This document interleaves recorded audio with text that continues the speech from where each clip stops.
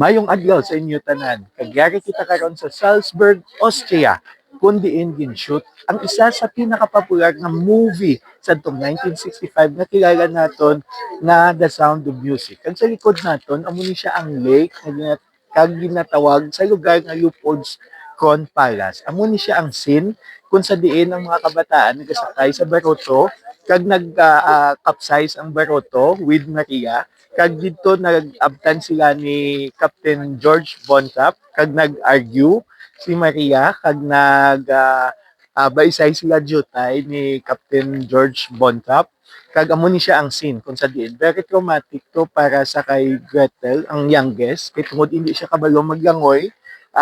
Naghimo sila take 1 kag take 2 pero ang take 2 wala na nag-work kay hindi na gid ang bata so gingamit nila ang shoot nila sa take 1 sa tong pag-capsize nila baroto kag dito ginkuha nga lake in this very lake. So we are here in Salzburg, Austria and we are visiting the different scenes ang movie nga The Sound of Music. Para sa ihibalo sa mga Victoriasanon, ako si Konsehal Dino Acuña, ang paryente sang masa.